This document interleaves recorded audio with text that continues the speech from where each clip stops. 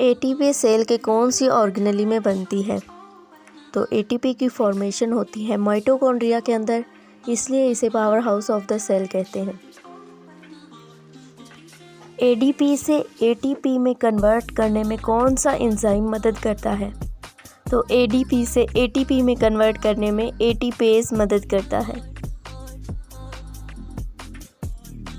Small intestine के ऊपर जो विलाई मौजूद होते हैं वो स्मॉल इंटेस्टाइन के कौन से पार्ट पे मौजूद होते हैं? तो ये इलियम पार्ट पर मौजूद होते हैं। स्कल में 29 बोन्स होती हैं, लेकिन उनमें से सिर्फ एक होती है जो मूव कर सकती है। तो वो कौन सी बोन है? तो वो होती है नीचे वाला हमारा जॉ, जिसे हम मैंडिबल कहते हैं। ह्यूमन टीथ को हम लोग हेट्रोडोंट कहते हैं, तो उनके गम्स को हम क्या कहते हैं? तो जो गम्स होते हैं उन्हें हम थेकोडोंट कहते हैं।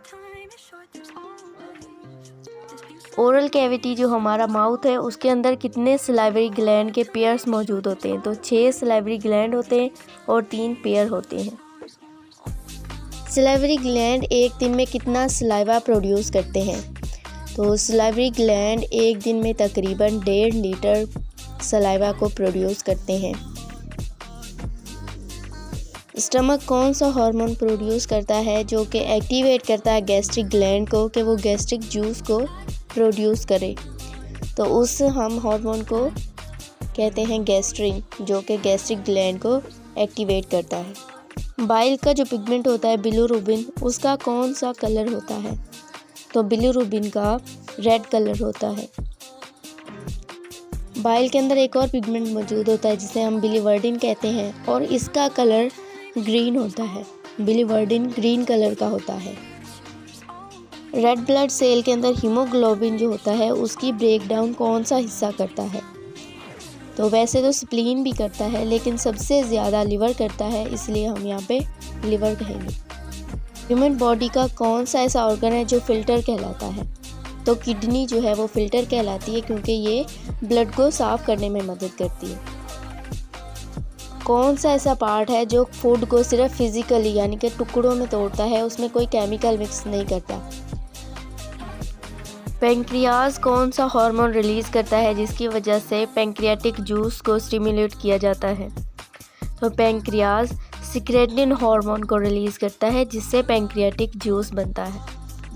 कौन सा ऐसा ऑर्गन है जो कि स्टोरेज टैंक कहलाता है फूड का?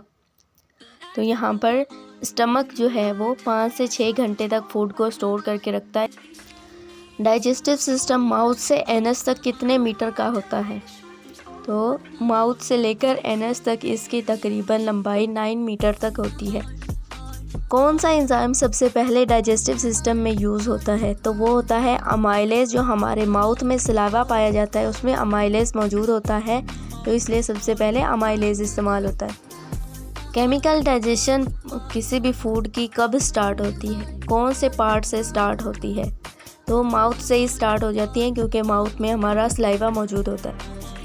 एसोफेगस फूड पाइप कहाँ पे जाकर एम्प्टी होता है, खाली होता है? तो एसोफेगस सारा खाना ले जाकर स्टमक में ट्रांसफ़र कर देता है। कौन से हिस्से में फूड से न्यूट्रिशन बनकर ब्लड में शामिल हो जाते हैं? तो मैक्सिमम जो डाइजेशन होती है वो स्मॉल इंटेस्टाइन में होती है और यहीं पे ब्लड में शामिल। ब्लड के अंदर जो न्यूट्रिशन होते हैं वो फिर कहाँ पर ट्रांसपोर्ट किए जाते हैं? ब्लड में शामिल होकर कौन से हिस्से में जाते हैं? तो वो लिवर में जाते हैं।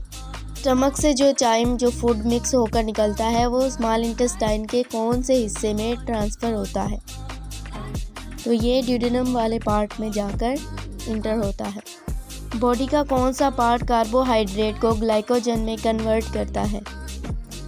तो हमारी बॉडी के अंदर जो लिवर होता है वो किसी भी कार्बोहाइड्रेट को ग्लाइकोजन में कन्वर्ट करता है।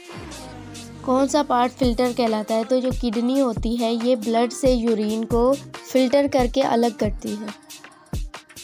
बॉडी का कौन सा पार्ट यूरिन को प्रोड्यूस करता है? तो किडनी फिल्टर करती है ब्लड से, लेकिन प्रोड्यूस नहीं करती, प्रोड्यूस लिवर करता है। कौन से पार्ट में वेस्ट प्रोडक्ट से वाटर को एब्जॉर्ब किया जाता है? तो वाटर की एब्जॉर्प्शन होती है लार्ज इंटेस्टाइन के अंदर। हमारी बॉडी का कौन सा पार्ट है जो कि बाइल जूस को प्रोड्यूस करता है? तो बाइल जूस को लिवर प्रोड्यूस करता है।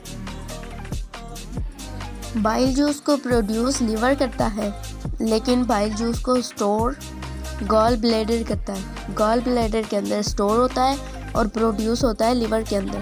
पैंक्रियाज का इंडोक्राइन पार्ट क्या कहलाता है? तो इसको सबसे पहले साइंटिस्ट लैंगरहैंस ने डिस्कवर किया था, इसलिए उसने अपना आइलेट्स ऑफ लैंगरहैंस के नाम पे बताया। पैंक्रियाज कौन से 2 हार्मोन्स को रिलीज़ करता है? तो पैंक्रियाज के अंदर इंडोक्राइन सिस्टम से 2 हार्मोन रिलीज़ होते हैं, एक इंसुलिन और दूसरा ग्लूकागॉन। पैंक्रियाज के इस कौन से सेल से इंसुलिन हार्मोन रिलीज़ किया जाता है?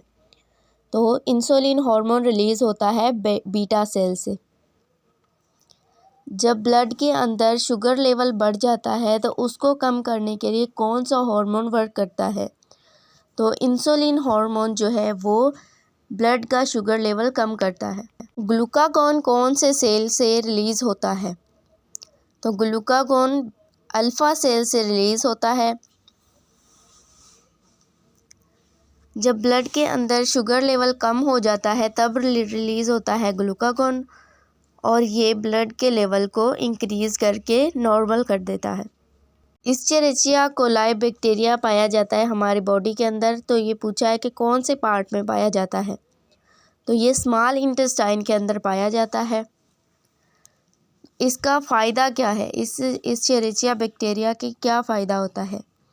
तो ये हमें विटामिन के देता है, जिसकी वजह से ब्लड क्लॉटिंग होती है।